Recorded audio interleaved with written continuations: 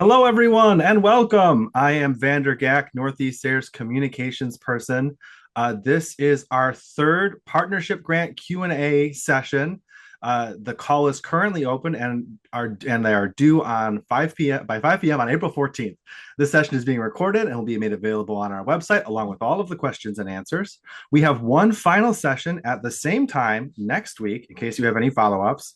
Hopefully, you've already had a chance to review the call for proposals and maybe even hop over to projects.sayer.org to search the projects database or to start on your grant proposal. And a quick rundown of what we're going to do today. We're going to start with a brief presentation about the program from Grant Administrator Candace Huber. And after that, we're going to move into question and answers, answer as many as we can. You can feel free to drop questions into the chat. You can also use the raise hand function. If you drop questions in the chat, I'm going to be trying to work through as we go along. So Candace will still probably touch on those questions in case there's anything else to add. But we are trying to help as many people as possible. We're really excited about today's presentation. This is a great program that brings together everybody in partnership with a farmer, and so hopefully you've got a farmer partner picked out as well. And yeah, we're just so excited that you can be here. Look forward to you bringing your curiosity to the question section later. Candace? Great. Hello, everyone. I am sharing my screen. So hopefully this is what you will see. You're seeing now. You should be able to see my presentation. Thank you. Um, Again, my name is Candace Huber. I'm the Partnership Grant Administrator, and welcome to our Q&A session. As Vander said, we're going to have a quick presentation, just going over the basics. I've done this at the last two question and answer sessions, so I'm going to move through it pretty quickly because hopefully these pieces you already have, but I do want to touch on them to make sure in case this is your first time with us. Let's see. So I'm going to explain the basics and then I'll take questions. And as Vander said, he'll answer some questions in the chat, but also I'll go through the chat and try to answer all your questions. You can also raise your hand or just speak up. Sometimes I do miss something, so please make sure I see your question. And just a note, if there's something specific that you want to ask me about that's regarding your project, but you're not comfortable sharing your project idea in this session, in this format, feel free to contact me after anytime, and we can discuss it privately. So as you all know, we are currently accepting proposals for our 2026 partnership grants. As Vander said, the applications are due April 14th at 5 p.m. And that's a hard deadline because it's all online in our grants management system. And right at 5 p.m., it just shuts off and moves directly into the review portion of the system. So make sure that you have that deadline in mind and that you're prepared and you don't leave everything till the last minute because sometimes there are glitches. I'll be available until 5 that day, but I may have a lot of questions to answer, so we don't want to count on that. So let me just a quick brief note about our program. SARE, SARE stands for Sustainable Agriculture Research and Education, and it's a federally funded program through the USDA National Institute of Food and Agriculture. And we have 4 regions. Since it's a national program, and we are the Northeast region, serving these 12 states in the picture here, plus the District of Columbia. Its partnership grant program is one of 6 competitive programs that we have. So the first criteria is that you have to be working in the Northeast region of the U.S. These are just the real basics of the partnership grant program. If you're someone who works with farmers and have a farmer you can partner with on the project, you're eligible to apply. The project should seek new knowledge that farmers can use and address questions that improve the sustainability of farms. The maximum amount of funds you can request is $30,000. You will need to put together a detailed, realistic budget, and it's important to note that funds are paid on a reimbursement basis. So you or your farm or your organization need to be able to manage the expenses up front. Projects typically run from 1 to 2 years, but the absolute maximum is 3 years. And applicants may only submit one partnership proposal per year. You can apply to other SARE programs, but for the small grant programs, you're only allowed to submit one proposal per year for that particular program.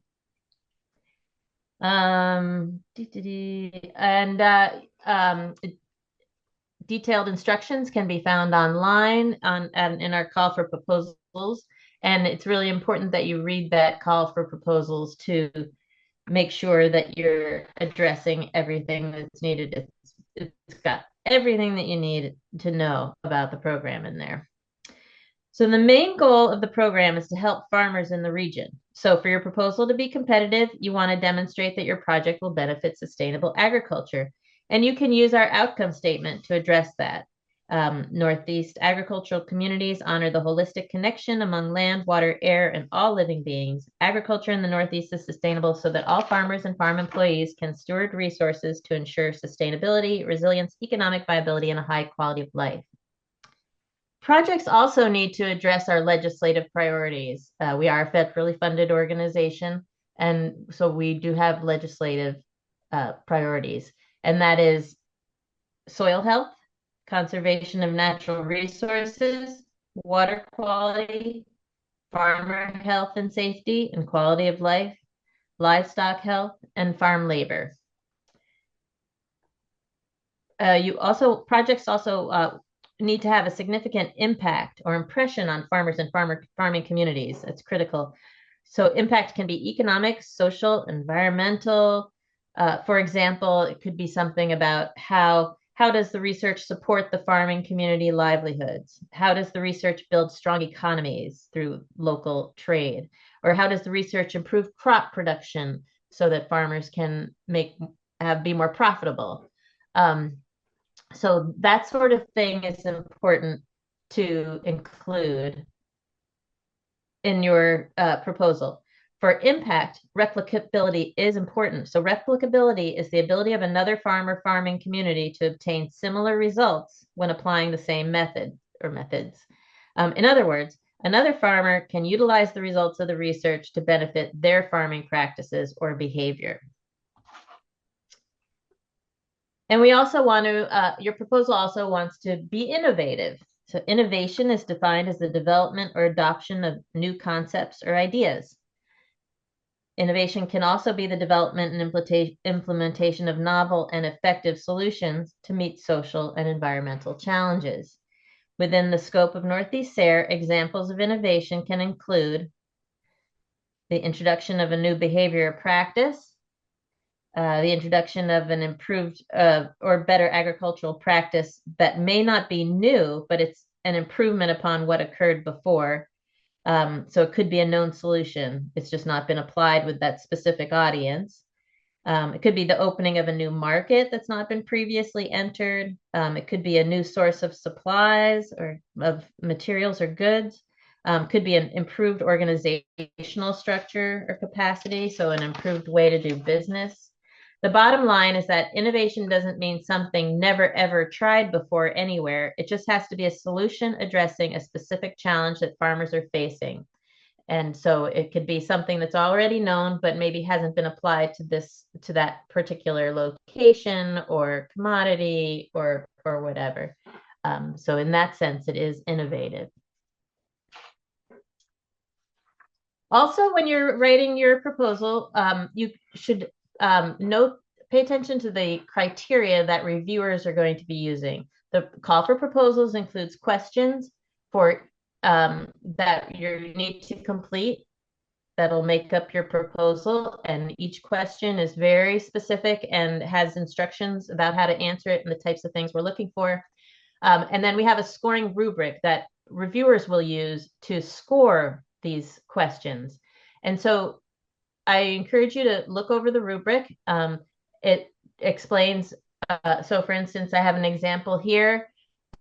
You'll be scored on your plan of work, which is a section of your proposal, and it includes the questions involving your project objectives, project activities, your timeline, and other supporting information. And then reviewers will look at those sections and they'll look at the proposal as a whole as well, and they'll rate your plan of work according to these criteria in the rubric. So it's good to familiarize yourself with that a little bit, so you can get an idea. And this way you can get an idea, what does a 10 look like for this section? And then you can go here and you can see what we're looking for. Eligibility, hopefully by now you know if you're eligible or not, but before I start taking questions, I just want to touch on this because it's something that a lot of people have confusion about.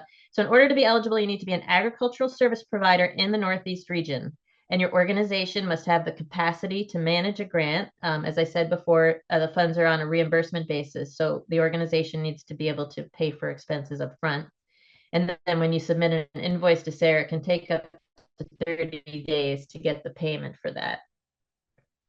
So your organization needs to have that capacity. It can be you can be a nonprofit, it can be an extension colleges, institutions, can be for-profit businesses. You could be a consultant that works with farmers, be a municipality or a county conservation district organization, could be with the Department of Agriculture or another federal program. Or you could be somebody who just works with farmers on your own in your own business. That would fall under consultant. And again, one application per year. But however, the organization can have two people from the same organization can apply with two different projects. That is allowable. The farmer partner needs to be a commercially operated farm. So that's a minimum of $1,000 in sales per year or the year prior to the application deadline.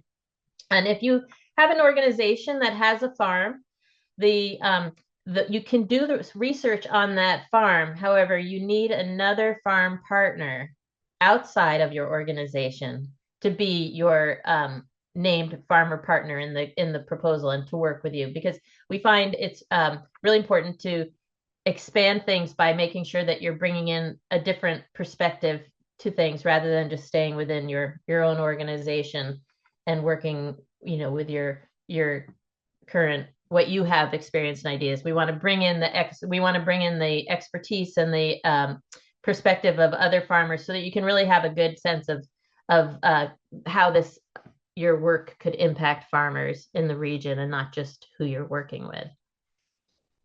The partner should have experience in the topic area and have the resources that you're looking for to be able to do your project.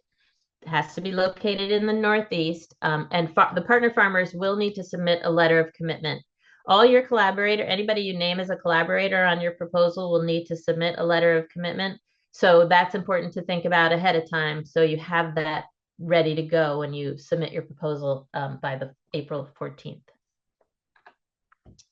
We also fund a wide range of topics, wide range of farms, products, and methods. Some examples of things we've funded are crop production, livestock production, aquaculture projects, education projects, like a training manual or a strategy for a particular practice, nutrient management, like composting, cover crops, soil health, fertilizing, pest management, weed, disease, and insect control, product testing or development. We fund both. If it's a product that's you're designing and testing, and the design itself will be part of your project. Oh no, sorry, product development. The design itself will be part of your project. So if you're developing a product, like let's say a piece of equipment, the designs for that product will be part of your report. So what I'm getting at is those will be available to the public. So if it's something that you want to protect rights to, you may want to consider that in this product testing is when you already have the product and you're testing it to see if it works in a particular way. And for that, we do not need the designs because we're not funding the actual development of the project, just the testing of the product. So a little bit of a difference there in those two things. But I just wanted to make sure you were aware that the results will be in the public domain. Bees are another popular, we get a lot of bee proposals. Business management could be marketing, developing a co-op or online sales. Um, Natural resources, we have had projects in energy efficiency, water quality, really anything that will benefit sustainable agriculture and have an impact on farmers in the Northeast region. We also accept all types and scales of farms. You could be farming on a large or small scale, organic or conventional, urban or rural, full or part-time. As long as you meet that definition, or as long as the farmer partner meets the definition of the farm, they're eligible. Um, and we would work with any types of farms as long as it's working towards a sustainable solution to the problem you're addressing. One tip I will say is don't overcomplicate things. For the partnership grants, we ask for a lot in the call for proposals. We ask for a lot for these reviewers to, in that rubric, you'll see if you addressed everything, it would be probably like $100,000 project. I mean, my point is keep it simple. Don't try to do too much. A lot of these projects sometimes are like seed projects, giving you the information you need to be able to do something further. Or it could be a basic trial. It could be a demonstration, like an educational project that will teach people how to use maybe, let's say, just like a certain piece of equipment, or it could teach people how to do a certain practice, composting or something that they haven't been using in that area or haven't been using too effectively.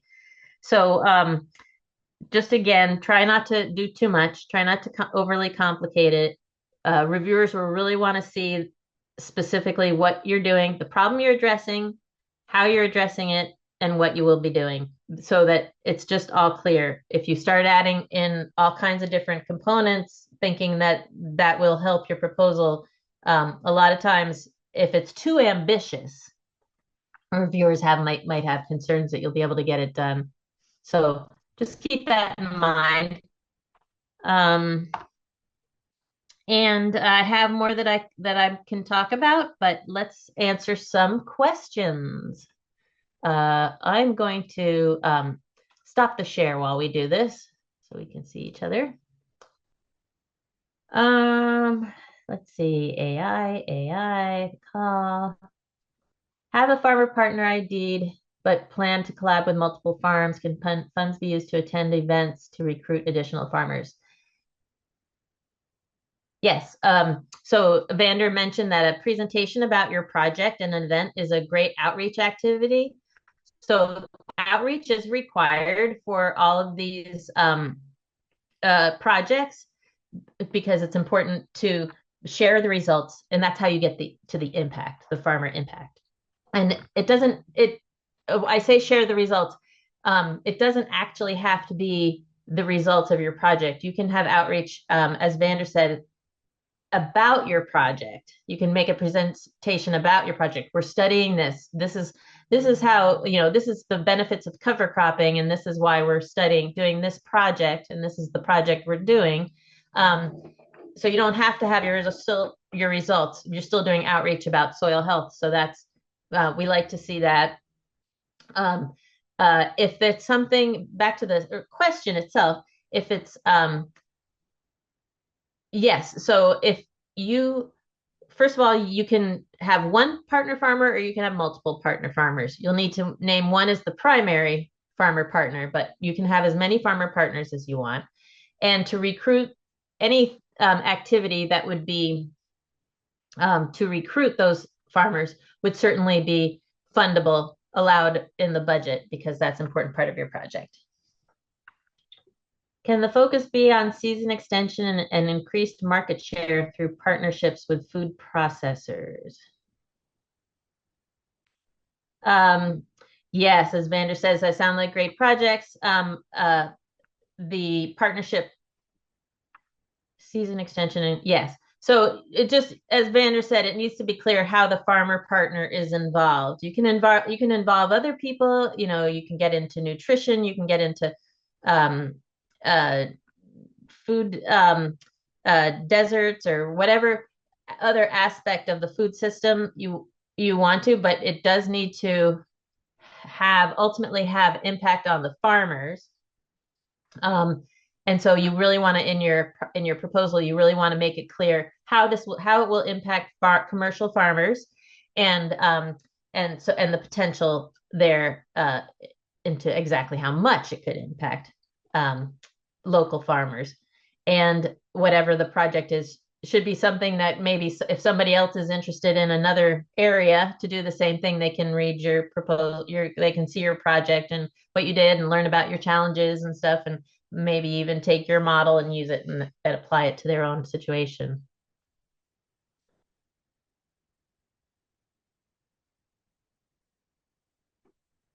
So does that mean extension can work with one farmer? What need to be on the, okay, so extension can work with one farmer or multiple farmers. Um, the letter of commitment is from the collaborator, and it should explain who they are, their qualifications, um, the resources they have to contribute to the project, and their role in the project. So it's clear that they understand what they're going to be asked of in the project and that they're committed to doing it. I'm going to just take a quick jump from here and go to, oh, Alex, you had your hand up. Did you still have a question Yeah, you yeah, wanted to ask? I did have a question. Yeah, go ahead. So what level of involvement triggers the need for a letter of commitment? So say, if we have interns and grad students and things like Mhm. that working on it, is it just if they're being paid out of the funds from the grant, or is there some level of involvement that kind of triggers that requirement? Yeah, good question. Very good question. So if it's somebody who's an employee at your organization that will be working with you on the project, like you have a research assistant or a grad student or somebody working with you that's in your organization, we do not need a letter of commitment from them because your organization is committing to this project. And if it's somebody who's not a member of your organization, like a consultant that you'll be working with, or the farmer partners, um, we do need a letter of commitment. And so that's for people who are actively working on the project. Anybody who's actively doing some part of the research. Um, if you're going to be doing an educational type of project and you're going to be inviting farmers to come participate in something, we don't need letters of commitment from them. They would not be considered collaborators. But if you're working with a farmer in that situation who's going to present at maybe this educational activity that you're going to do, they would be a collaborator, and we would need to have a letter of commitment from them. The idea is that we want to know that the people that you're involving in your project, the key people that are you're saying are going to be doing certain things, are aware and committed to doing that. Uh, Make Got sure it. the Thank you. communication is all there. Sometimes we do have people who make assumptions, and so that's important. Does that Okay. And answer? Yeah. it does, yeah. And one quick follow on. If we're so okay, so say we have our primary collaborator, our primary farmer partner. But part of the project is to recruit additional farmers. So that wouldn't happen until obviously after the application. So would they need sort of letters after the fact, or is it just with the application? It depends if it's somebody we're going to be paying, we will need to get a CV or resume on them, and you'll need to provide us with exactly what they're going to be doing. But at the proposal stage, if you know they're there, that they're going to be working with you, we do need that letter of commitment if you're naming them in the proposal. If you're going to be recruiting farmers after the proposal, it's really important to explain how you're going to recruit them. Make that clear. Understood. Thank you. All right, thanks. I'm going to jump to the chat and then I'll come back to the hands raised. Um, Here's a chat question. Our proposed project will study aspects of tree fruit production and variety selection. The farm has a herd of sheep used in sheep will graze around the fruit trees. The sheep will not be the subject of any research questions. Would you still need IACUC for that? So IACUC is the Institutional Animal Care and Use Committee, something like that. And it's a committee that reviews projects that work with livestock as subjects to make sure that the animal welfare protections are in place. And so in this case, the sheep will study the aspects of tree fruit production and variety selection. If the trees, let's see, I think if the what I'm considering here is if the tree fruit production includes like fertilizing and mowing or not, or I mean, it sounds like if they're going to be used in grazing, they're going to have a role to play in the health of these trees. So even though you're not testing those sheep, they're still involved in the research. So I think it would be important to just run it through an IACUC tool and to see if that would be required. Yeah, that's a tough one. But the animals are if you yeah, if you want to discuss this further, you could contact me, Daniel. I'm not it's real that's actually a very gray area, so I can't say for sure. But if you do attempt to get IACUC and they might just say it's exempt and then you're done. That's it. So I would suggest submitting it for IACUC if you can. And if you can't, contact me and we'll figure out how to move forward with that. Let's go with David Weisberger. Hey, Candace.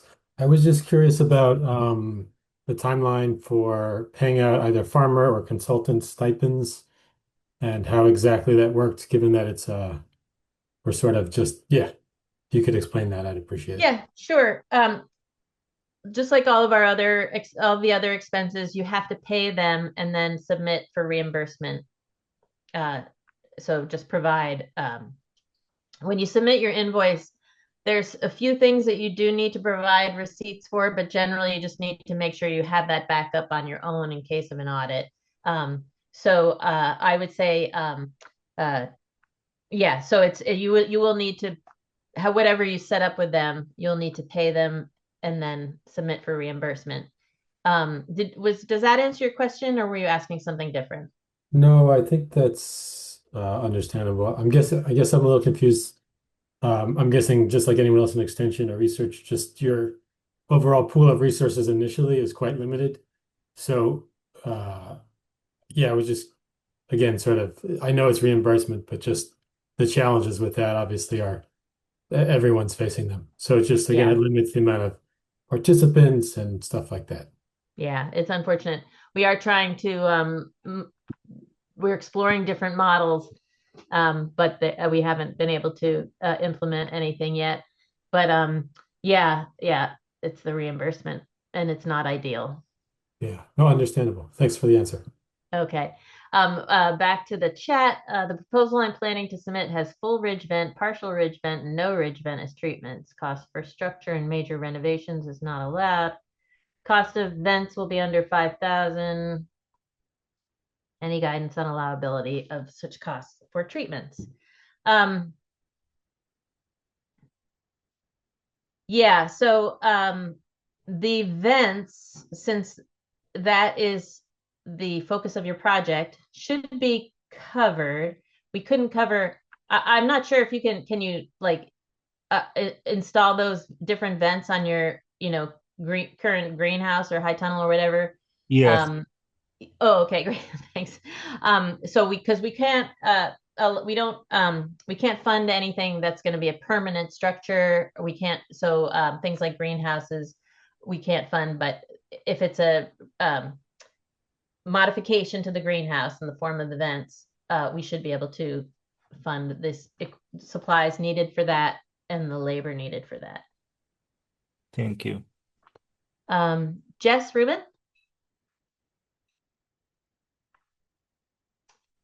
Jess, do you want to ask your question? Sure, thank you. I Yeah. have a three-part question.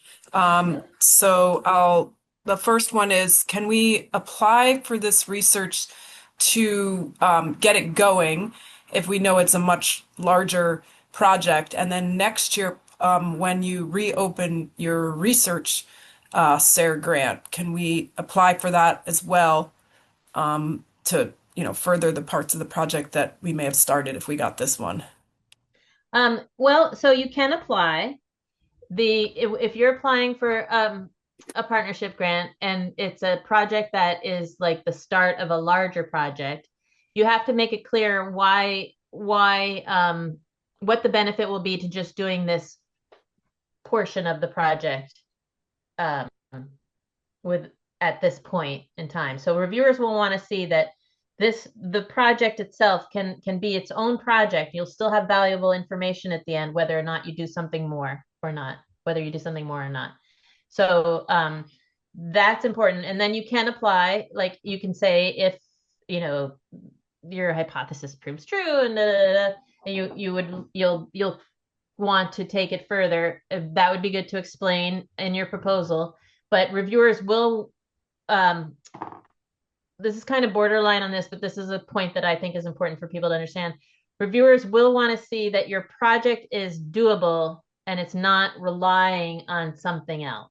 Now, I don't think that's the case with what you're asking. I think you're just saying, there's this first step that has to happen in order to see if a larger project is feasible. So that's like a needs study or like a seed study. So I think that's definitely okay. But I also wanted to make the point that reviewers do want to see that the project is as its own project will impact farmers.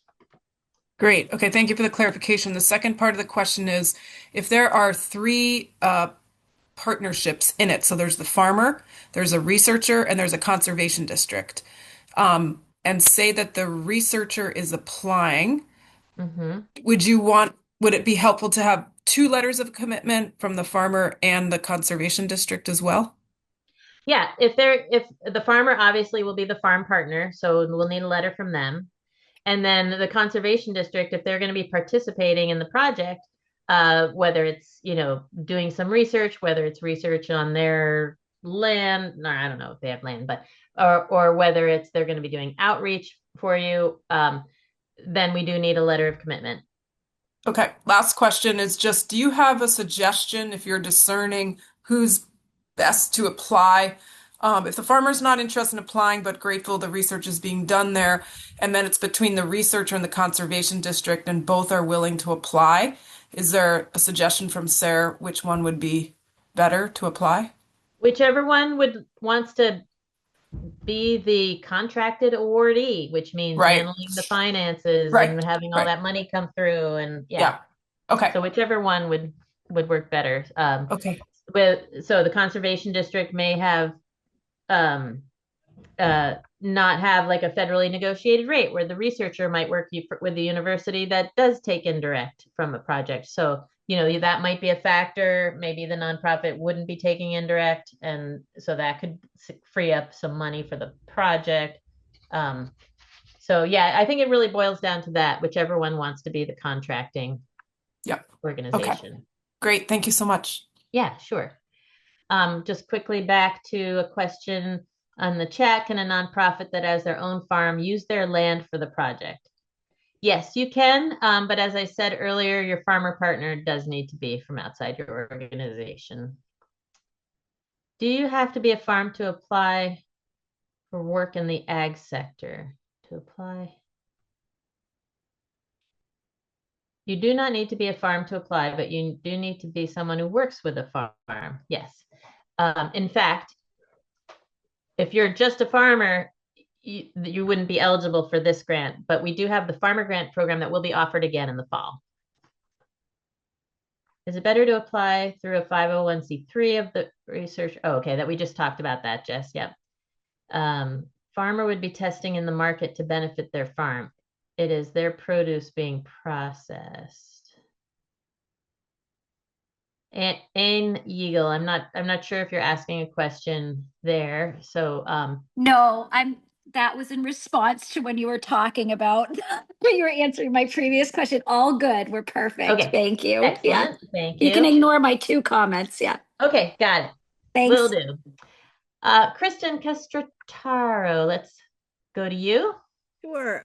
So the project that we'd like to be doing is actually supporting farmer mental health. And so I'm curious about the IRB process. It seems like Sarah has an IRB process. How do we negotiate that? Yeah, so for partnership grants, we do not provide IRB or IACUC reviews. Okay. You would need to, I'm not sure what organization you're with. If you're with an organization that has access to a review committee, Probably not. such as a university or a federal No, organization. we would be working like with the Community Mediation Center. Yep. So you might want to partner with somebody from, you could check with the mediation center if they've applied for grants. They So probably they might have an IRB process. actually are very familiar with the situation. Okay. There are independent people who will do these reviews, but we found that if you partner with a researcher or somebody at a university, you can ask it to go through them, but often that person needs to be paid on the grant in order for the university to agree to do it. But that's another way to do that. And with that, oh, sorry, go ahead. Oh, it's okay. I was just going to say, if you really run into trouble, let me know and we'll see if we can figure something out.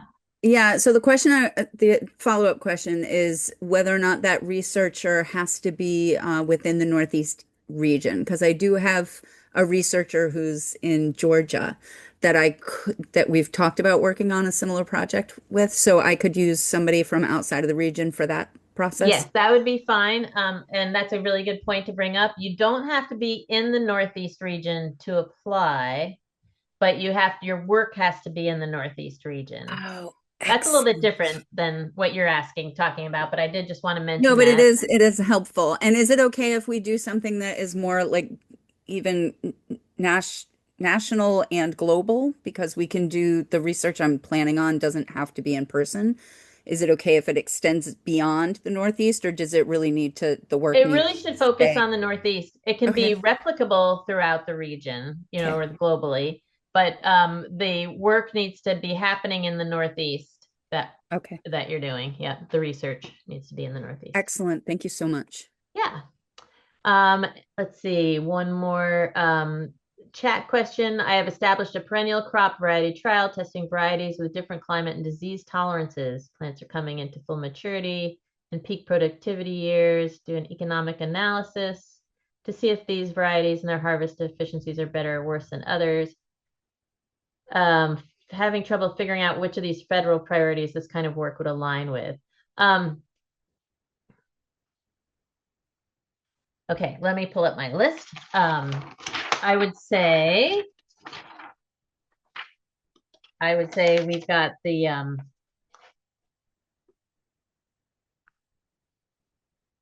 it's funny, like crop production. So farmer health and safety and quality of life, because you'd be improving their income. It's funny, our legislative priorities, actually, I'm having trouble. Like, that's a good one. Let me I will look at that more. And Elizabeth Buck, I can get back to you on that. We can talk about that a little bit more because that it's funny. I mean, that's like such a basic project that obviously has implications will impact farmers. So the legislative priorities, it is a little challenging. So I'll think about that some more and I'll get back to you on that. Could the creation of an added value that is not typically found in the Northeast region be considered innovative? Yes, absolutely. So it could be an added value that maybe they do, I don't know, in Germany or something, and then you're trying it in the Northeast region, and that's a great project, and that certainly is considered innovation. Amaranatha. Sorry, I'm not probably pronouncing that well. Maranatha. Thank you. So actually, yes, I am a researcher. Actually, I am also thinking to apply. for this partnership grant. And I have like two questions. Like one is, do we need to provide any letter from the host institute that we are doing research? Yes. So part of the and this is a very good point. Thank you for asking this question. You do need to provide a grant commitment form that we have the form on the website, and it's linked in the call for proposals, and you will need to upload that with your proposal, so before the deadline, and it's a form that just where you will sign it, and an authorized official from your institution will sign it, because we do want to be sure that your organization is willing to actually, be the contracting entity and to do all the finance and all the work and stuff, because they're the institution that we're contracting with is ultimately responsible for the whole project. So yes, they need to sign off on it, and the way they do that is through the grant commitment form that you will complete and upload. Okay, thank you for that clarification. And the another question is, so do we need to, like, you are saying only two proposals from the institute. That means like, for example, I'm working with the plants, some people may be working with the animals. So it's like varies based on the area, or overall proposal should be only two. Could you say that again? So you're two proposals from the same institution. No, you mentioned that only from each institute we can only submit two proposals. Is that correct? No. So each One? person can only submit one proposal, but each organization can submit multiple. And it's not that they're submitting it, the person is actually, even though we're contracting with the organization, the project leader is the applicant and that's who we consider one per that applicant. Organizations can have multiple employees submitting proposals. Okay, thank you. Now I got that clarification. Thank you. Okay, great, thanks. Is it okay to have a few letters of commitment from all partners? I'm not really sure, Jess, what you're asking there. Did I answer that before? No, I don't think so. Yes, you did. You did. Oh, I did. Okay. Yep. Good. Thank you. Anything numbered is from me and you addressed. Thank you. Okay, great. Thank you. For equipment coverage, if it is specifically needed for the project, but could be used past the project timeline, will it be covered? Yes. It does need to be specific to the project in order to be covered. Like, it can't be something that you use in your normal operations for us to cover it fully. But if it is something that you need to have for the project, but then it could be used by you or somebody else after the project is over, then that's fine. We don't need to worry about that. When is the graduate student research application opening? We are working on that. Unfortunately, I don't have an answer for that at the moment. Typically, it would be this time of year, but with all the challenges we've had this year, our schedule is very upended, but we do hope to be offering that off schedule this year and then try to get back on a schedule next year. It's just at this time, I don't know if it'll be summer, fall, winter. I just don't know. Oh yeah, and Vander mentioned, if you aren't already, join our mailing list and you'll get announcements when programs are opening. Carrie Mess, do you want to ask your question? Yeah. Hi. Thank you. This is kind of a follow-up on the last question about applications. I'm from CADE, so my organization submitted a professional development application back at the beginning of February, and we were told that you can only accept one thing. If you apply for multiple programs, you can still only accept one program. And then I've heard that it's really about project leaders. And the reason I'm asking is that we actually had a farmer who put in a grant proposal, and SARE turned it back and said, we think you should partner with a nonprofit to do this as a partnership grant. So he reached out to us. I just don't want to put us in the position of, if we were awarded that professional development grant, having to make a choice between that and something that is also just amazing. This farmer's got an amazing proposal that we would love to run with. So I just want to be clear. My understanding at some point was you can put in multiple applications, but they have to be different project leaders. Is that accurate? Or I just want to be clear. Yeah. So for the partnership grant program, one application per person per year, Mhm. but you can apply to any of the other SARE grant programs throughout the year, no problem. And so if you've applied for a professional development grant, you can absolutely apply for a partnership grant, and it can be the same person from your organization. Obviously, probably the farmer partner will be something different, and I'm imagining the project itself will be different. You don't want to ask for repeat duplicate funds. We don't want to do any double dipping stuff. Right. But absolutely, you can go ahead and apply, and yeah, absolutely. Okay, so in other words, if we were awarded the professional development grant and then we were awarded the partnership grant, we could simultaneously run both of those. Absolutely. Yep. And do they have to be different project leaders, or could they be the same project leader? No, they can be the same project leader. So one project leader can apply for multiple SARE programs throughout the year. Got it. Just Okay. not to the same program twice. Got it. Okay. It's Thank very you. clear as mud, right? Yeah. Thank you. Appreciate it. Yeah. Okay. Can the farm be the applicant if one of the farmer is also a researcher, or for a researcher and an academic institution, do they have to apply from the institution, or can they do this independently? If the person has an agricultural service business outside of their research position, they're welcome to apply through that business. If they are an agricultural service provider or in their role as a researcher, then it would have to go through their institution. Can the farm be the applicant? Yeah. So if one of the farmers is also a researcher, but that farm is not managing or running any of the agricultural services through them as a practice, then it would not qualify to be eligible for this program. I hope if that makes sense. If Kaya, if you need more clarification on that, you can let me know. Troy, I'm a new farmer. I was thinking that it would be me that did the research work, grant application, etc. I did not realize it was set up for partnerships between researchers and farmers. How do I find researchers? You can check with your local extension building or office for your the university in your state. There are typically extension offices throughout the state. You could try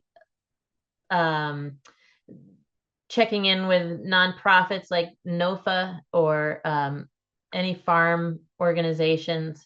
We don't have any way to match people up ourselves, so it's really, you just need to get out there. If you're a farmer and you want to apply for a grant, you could wait for the farmer grant in the fall.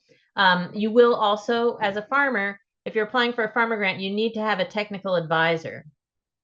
That's typically somebody with expertise in your area, and they're typically agricultural service providers. So it would be good for you to connect with one of those for either of these projects. But that agricultural service provider would be the one applying. So they'd have to be 100% behind what you're doing and really understand it all. So I would recommend you could check in with your extension service. And I mean, I hate to always just go to the institutions because you can be creative and you can go around and you can find there's all kinds of consultants and stuff like that. Maybe there's a local farm organization that has services and service providers listed in your area. That could be helpful. Yep, and Vander also suggested checking on our projects database. You could look at similar projects and you could in your area, and you could find the people that were involved in those projects, and maybe it could lead you to somebody who could help you out. Evan, I'll take your question. Hi, can you hear me okay? Sorry, I'm on a microphone. Yes. Thank you. So my question was, I think you answered it partially previously, but I put in for the Novel Approaches program just about a month ago. whatever that was. Mm-hmm. And Mm-hmm. I'm wondering if there's a related idea or a scaled back version of that. Is that appropriate to submit since we haven't heard back yet? Obviously, you don't want to just duplicate the same thing and make it smaller, but is there like a pathway for doing something of that nature? Because it seems to me like the two programs have like a lot of overlap in terms of engaging the farmers. They do, they really do. And it's really a matter of money. So like you said, you would have to scale it way back. You certainly can apply for a partnership grant. And then if you do get the Novel Approaches Award, you can withdraw your application. I mean, that's extra work with no guarantee of anything, but Sure. if you wanted to try that, maybe it wouldn't be too much work to do, and you certainly could do that. Okay, thank you. You're welcome. Let's see, Rick Fitzpatrick. Can you apply for more than one partnership grant? We're an ag school with a farm, so a teacher may apply for different projects. Nope, only one project per person. If multiple teachers from your school can apply, but again, it doesn't sound like teachers generally aren't agricultural service providers, so it does have to be somebody who works with farms in that capacity. Let's see. I feel like I saw that one already. What is the indirect cost rate for this grant? It's a federal cap of 10% of direct costs. Usually people have negotiated rates that are far higher than that, but for these awards, we can only offer 10% of indirect. Can extension work with just one farmer? Yes, you can just have one farmer be the farmer partner. When is the next research grant RFP out? That'll hopefully be in the fall. We're, as I mentioned, we're funded by USDA NEPA, so we're tied to all that funding, and things are moving slower and slower all the time. So we hope to offer it in the fall.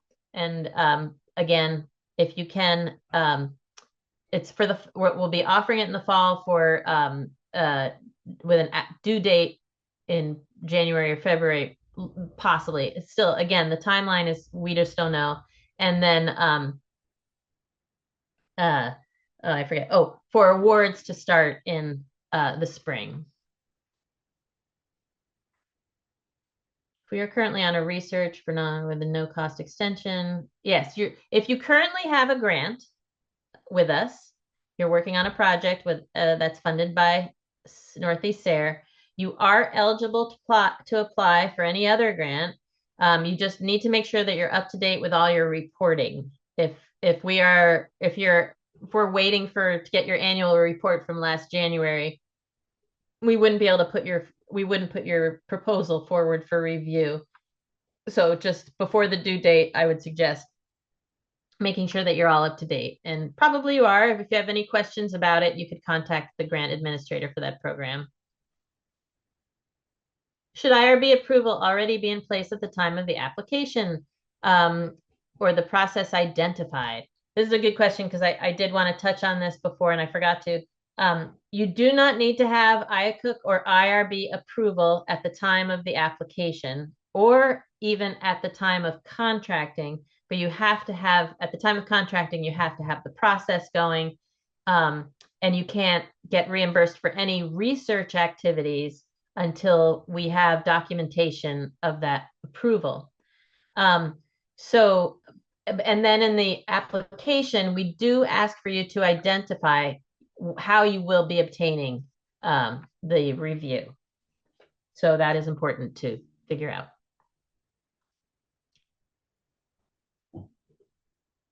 Can the researcher apply independently from their organization? Could it be the one contract? I think we already talked about that.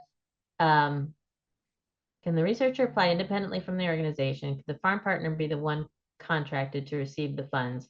No, if the farm partner wants to be the one contracted and the one running the project, they need to apply for a farmer grant. These are for people as agricultural service providers working with a farm to apply. What does accommodations request mean? Do we need to have any permission before grant application submission? No, accommodations request simply means that if you have any sort of challenges with using the computer or something to that effect, some challenge that's making it hard for you to get your proposal submitted, you can contact us and we can work on an accommodation for that. And if you do that, it would be great to submit your request as soon as possible. But you don't need to have any special permission before submitting your proposal. This is just simply if you need help with a specific challenge in getting your proposal submitted online. Some people, can't see can't access it for some reason. So whatever that is, we would like to provide accommodations if we can. The proposal I'll be submitting is a rewritten farmer grant with the TA to submit. Should this be mentioned in the proposal or commitment letter? No, you don't need to mention that. It will turn into your project. So like it is then the person who was the TA is now the applicant. So it's important for that person to be fully invested in the project and understand that it is their own project that they will be managing, and they'll be our contact person for it and everything. So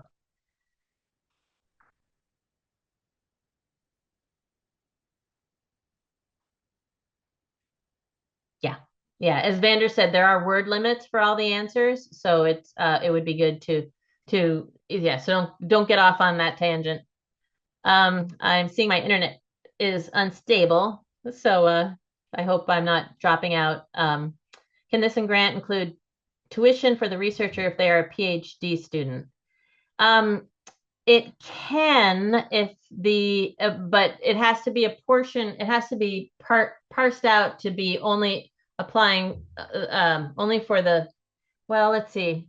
It has to be clear how the tuition is important for this project. So it has to be like, are you getting credits for doing this work kind of thing, and how that would work in order for it to be covered. Follow up on that question, Candace. So Mhm. if that's the case, does it have to be the university that applies? Because university takes half. Well, if you're applying as a PhD student and you want to get tuition, then you have to be applying through the university to be able to get that. And there's no cap that's there. Like some grantors will cap what the university can take out. Yeah, and it's 10% for. Oh, so they can't take out more than 10%. Correct. They can't take out the 50% that they like to or whatever. Okay, great. Thank you. Yeah. Would this partnership call be appropriate for a project that was led by a nonprofit to create a work group and host meetings with multiple farmers and other organizations to develop an assessment for the best way to create a workforce development program in the state? Output would be a plan with identified partners, essentially a feasibility study for state workforce development and aquaculture. Yes. Workforce development. Yes, if it's agricultural, if you're talking about an agricultural workforce and you would development on aquaculture, state workforce. Yes. Yep. So a feasibility study would totally be a acceptable partnership grant. Sarah's note taker. Does the project have to include research? We're seeking funding to support a partnership between food literacy program for teens and an urban farm. It does not have to have, it doesn't have to include research, but it does have to have potential impact. So you will want to, if you're going to be doing a program where you're not like really testing anything, you will want to document the steps of the program and then try to get a sense of how well it's working. That's like kind of like your research component. But education and demonstration is definitely a valid proposal for partnership grants. Looks like we have 2 minutes. One question left. Can small organizations use overhead from this grant to pay participants and then get reimbursed for actual expenses after the submission? Overhead is provided, so that's what also another term for indirect.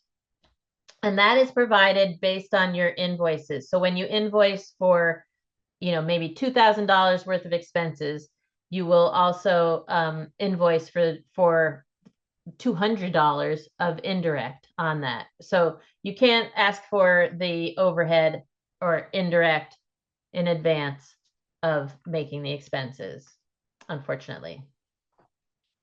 And that's it for questions, and right on time, 12:59. Please let me know if you have any other questions. You can contact me directly. You don't need to wait until next week for our next Q&A. I'd be happy to answer anything at any time. You can email me is the best, and you can also call. And if I'm not available, I get an email notification that you called. So I'll get back to you as soon as possible. And my contact information is on our website and in that call for proposals. I